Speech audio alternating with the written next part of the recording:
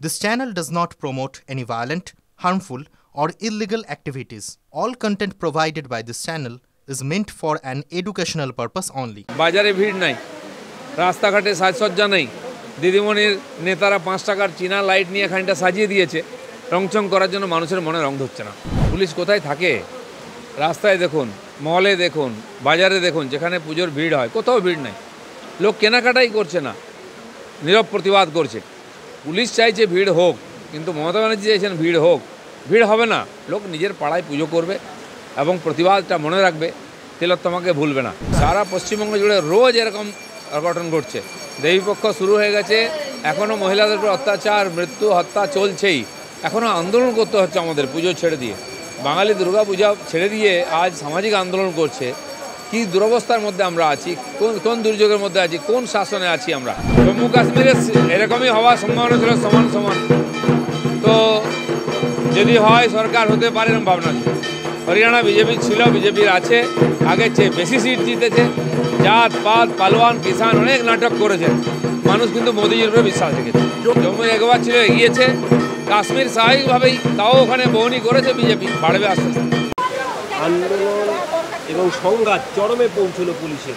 কখনো পুলিশ জলের গাড়ি আটকে দিচ্ছে, কখনো মহামিছিলের অনুমতি দিচ্ছে না ভিড়ের কারণ দেখিয়ে। কোথাও কি ভয় পাচ্ছে? দেখুন, এই আন্দোলন যখন শুরু হলো শান্তিপূর্ণ আন্দোলন ছিল, কোর্টও বলেছে শান্তিপূর্ণ আন্দোলন বন্ধ করা যাবে না। তো এই যে স্বৈরাচারী সরকার, এ তো গলা টিপে দিত।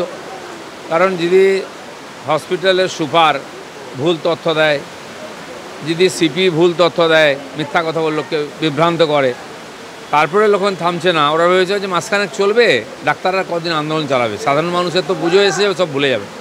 কিন্তু যে দৃঢ়তার সঙ্গে মানুষ ডাক্তারদের পিছনে দাঁড়িয়েছে, এই যে অপরাধ হয়েছে তার যে যাতে সমাধান হয়, দোষীরা সাজা পায়, এটা একটা ঐতিহাসিক ব্যাপার। এখনও চলছে আন্দোলন।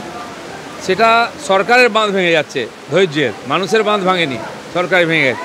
এখন অসহযোগ অত্যাচারের মাধ্যমে বন্ধ করার চেষ্টা করছে, কোর্টে জাজমেন্টের বিরুদ্ধে করছে, তবুও কিন্তু পারছে না। আমার মনে হয় মানুষ যে দৃঢ়তা দেখিয়েছে, পুজো উৎসব করব না, পুজো করব, প্রকৃতিও সাহায্য করছে। প্রতিদিন বৃষ্টি হচ্ছে, পুজোর পরিবেশ তৈরি হয়নি, বাজারে ভিড় নাই, রাস্তাঘাটে সাজসজ্জা নেই, দিদিমণির নেতারা 5 টাকার চীনা লাইট নিয়ে খানিকটা সাজিয়ে দিয়েছে রংচং করার জন্য মানুষের মনে রং ধরছে না।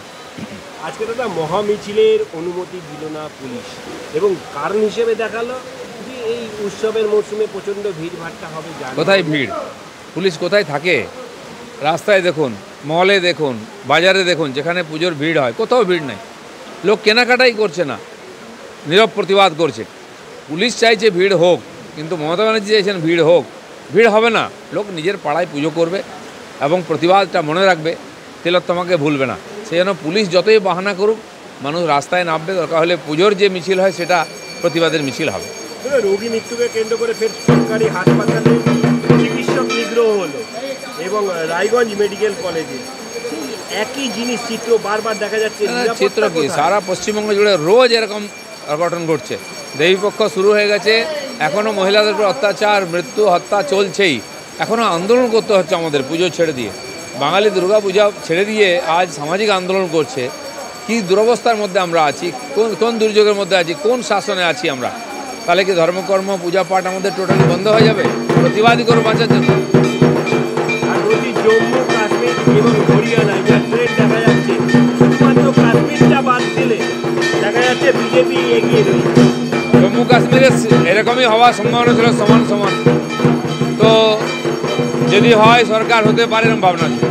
হরিয়ানা বিজেপি ছিল, বিজেপির আছে, আগের চেয়ে বেশি সিট জিতেছে।